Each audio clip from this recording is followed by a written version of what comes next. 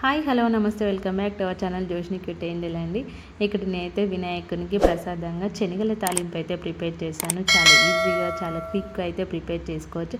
ఇది ఎలా ప్రిపేర్ చేశాను ఇప్పుడైతే వీడియోకి అయితే వెళ్ళిపోదామండి. చాలా అంటే చాలా టేస్టీగా అయితే ఉంటుంది. మీరు కూడా తప్పకుండా ట్రై చేయండి. ఇక్కడ నేను శనగలు అయితే మార్నింగ్ అయితే నానబెట్టుకున్నానండి. అంటే ఈవినింగ్ ప్రసాదం కోసం అయితే మార్నింగే నానబెట్టుకున్నాను.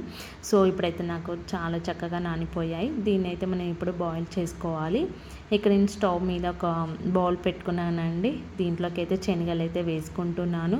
మనకి నానబెట్టుకున్నాం కాబట్టి చాలా త్వరగా అయితే ఇవి ఉడికిపోతాయండి. శనగలు అనేది జస్ట్ ఒక 10 మినిట్స్ అయితే టైం పడుతుంది. సో ఇలా వేసుకున్నాక మనకు తగినన్ని వాటర్ అయితే వేసుకోవాలి. జస్ట్ శనగలు మునిగే వరకు వేసుకుంటే సరిపోతుంది.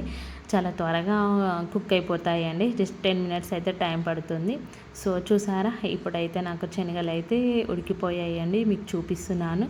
సో ఇలా అయితే మనకి కుక్ అయిపోతాయి. సో ఇవి పక్కన పెట్టేసుకొని ఇక్కడ నేను ఒక ప్యాన్ తీసుకున్నానండి. దీంట్లో జస్ట్ ఒక 1 టేబుల్ స్పూన్ అయితే ఆయిల్ అయితే వేసుకున్నాను. దీంట్లోకి 1/2 టేబుల్ స్పూన్స్ ఆవాలు వేసుకున్నాను. 1/2 టేబుల్ స్పూన్ జీరా అయితే యాడ్ చేశానండి. సో ఇలా ఇవి ఫ్రై అయిపోయాక కొద్దిగా శనగపప్పు అలాగే మినపప్పు కూడా వేసుకున్నాను. టేస్ట్ అయితే చాలా బాగుంటుంది ఇవి వేసుకోవడం వల్ల. అలాగే ఒక 3 అయితే ఎండుమిర్చి అయితే వేసుకున్నాను. ఒక 4 చిల్లీస్ అయితే ఇలా స్లైస్ లాగా కట్ చేసి అయితే వేసుకున్నాను. ఇవి మంచిగా ఫ్రై చేసుకోవాలండి.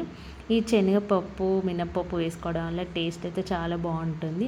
అలాగే మనకి ప్రసాదం అన్నాక కరివేపాకు లేకపోతే ఎలా ఉంటుంది, ఇది వేసుకుంటేనే చాలా టేస్టీగా చాలా బాగుంటుంది. సో కరివేపాకు కూడా వేసుకున్నాను. నెక్స్ట్ దీంట్లోకి 1/2 టేబుల్ స్పూన్ అయితే పసుపు అయితే యాడ్ చేశానండి. ఇలా యాడ్ చేసి బాగా మిక్స్ చేసుకొని ఇందాక మనం తీసి పెట్టుకున్న శనగలు అయితే దీంట్లోకి యాడ్ చేసుకోవాలి. ఇలా యాడ్ చేసుకొని మనం ఈ శనగలు అనేది జస్ట్ ఒక 2 మినిట్స్ ఇలా ఫ్రై చేయాలండి. ఫ్రై చేశాక దీంట్లోకి తగినంత సాల్ట్ అయితే వేసుకోవాలి. సాల్ట్ వేసుకొని బాగా మిక్స్ చేసుకోవాలి. దీంట్లో మెయిన్ ఇంగ్రీడియంట్ ఏంటంటే మనం స్టవ్ ఆఫ్ చేసుకోవాలంటే ఇప్పుడైతే మనకు ప్రిపేర్ అయిపోయింది. నేనైతే పచ్చి కొబ్బరి అయితే పౌడర్ అండి, ఇది నేను మిక్సీ వేసుకున్నాను. మీరు తురిమైనా వేసుకోవచ్చు.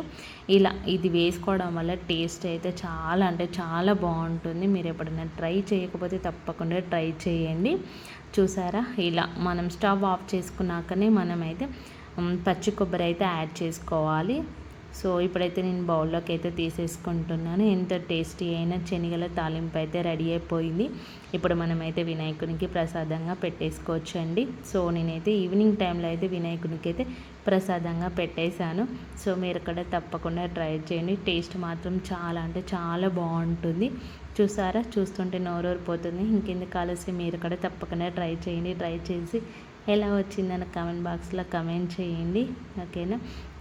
సో మీరు వీడియోకి అయితే లైక్ చేస్తున్నారు కదా, మీకు లైక్ చేశాక కింద హైప్ అని ఆప్షన్ కనిపిస్తుంది. హైప్ దగ్గర ప్రెస్ చేస్తే నాకైతే పాయింట్స్ వస్తాయండి. సో ఆ పాయింట్స్ మీరు ఇవ్వడం వల్ల నా వీడియో అనేది ఎక్కువ మందికి రీచ్ అవ్వడానికి ఛాన్స్ అయితే ఉంటుంది.